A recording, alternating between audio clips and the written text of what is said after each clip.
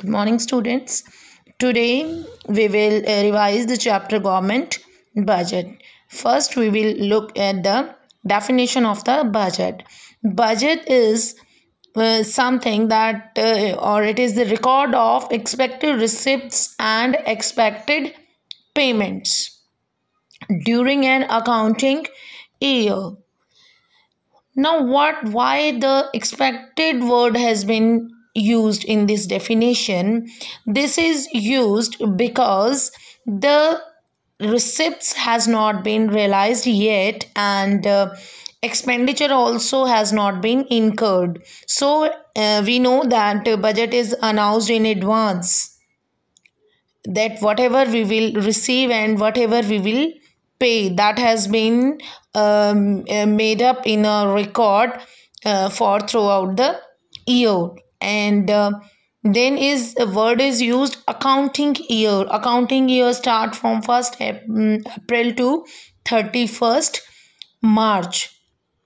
So it is once again I am telling you that budget is the statement of expected receipts and expected payments during an accounting year of an country. Now, what are the objectives? First objective is that GDP growth. In 11th also we have studied what is GDP. GDP is the market value of all the goods and services produced during an accounting year by all the sectors. Means whatever has been produced in a country, the market value of all that produced is known as GDP. Now what it means that GDP growth means more and more goods has to be produced during an accounting year, and this is one of the objective of the government budget. So now how we will realize that actually there is a GDP growth? Suppose if the population has been increased 2% in a year, and similarly the production of goods also has been increased 2%, then we will not say that GDP has been increased. Now why? Because that increased GDP has been utilized for the increased population, so there is no GDP growth. So GDP growth occurs when the rate of population increased is less than the rate of growth of the goods produced in the country. Now, next objective is economic stability.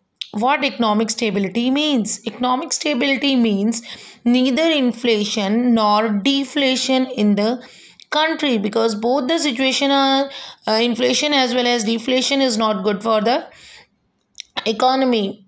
Inflation is not good for the poor people, and deflation is also not good because the poor people will not get the employment. So the prices should be stable, and that there should not be increase in the prices in the economy, nor that is too low in the economy. Next is full employment. Now why, to which situation we call it a full employment?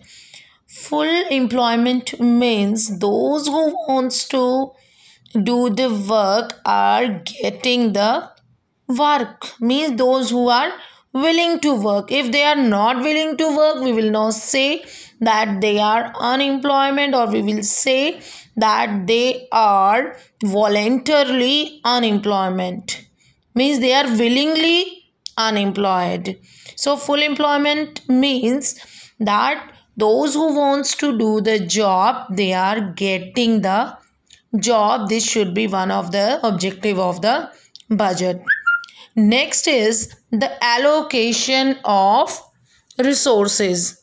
Now allocation of resources means the resources should be distributed in accordance with the objective that the social welfare should be maximized, because the private sector will uh, produced in only those fields where he is getting the maximum profit. But the government should also come in their role, that they should use their resources for the welfare of the poor people.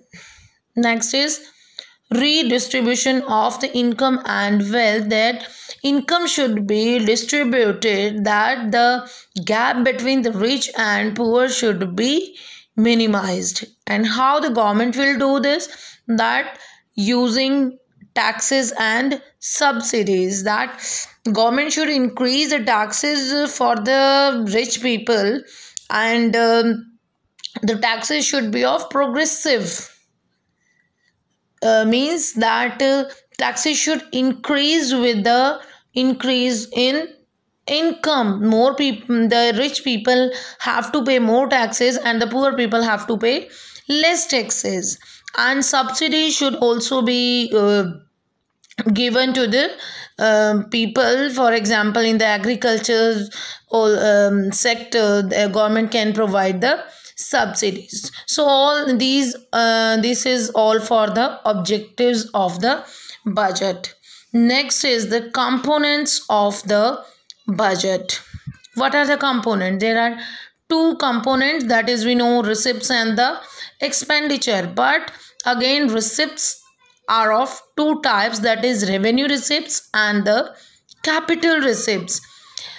Listen, revenue receipts, in this there is no obligation for the government, means the liability is not created for the government. For example, tax receipts, the tax receipts, we individual pay the tax, but there is no obligation on the part of the government to repay that tax. Again, taxes are of two kinds, that is direct tax and the indirect tax. Now, what are the direct taxes? Direct taxes are whose burden cannot be shifted on others. For example, income tax, the only that person has to pay the income tax on whose income it has been levied. Now, the indirect tax is that tax whose burden can be shifted on others. For example, custom duty, excise duty, all these taxes these days has been replaced by the GST. Now there is only one tax, that is GST, in place of indirect taxes. Next is non-tax receipts. Again, I am telling you, revenue receipts are of two types, that is tax receipts and the non-tax. In tax receipts, there are direct taxes, indirect taxes, and non-tax receipts. For example, fees, the government receipts. In the, for example, when we go for the land registration, we have to pay some fee. Then when we are making the passport, then also we have to make some payments. Then fee challans, the traffic challans, that is the income of the government, and that is not being the tax receipt, that is non-tax receipt. Similarly, income from the public enterprises, the enterprises which are of the public government. For example, BSNL, ONGC, all these are public enterprises.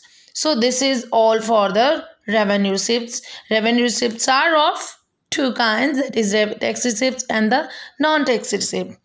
Next is the capital receipts. Capital receipts, for example, that is recovery of loan.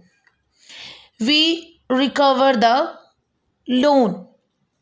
In this, the in recovery of loan, we can say our the liability is created. For example, borrowings.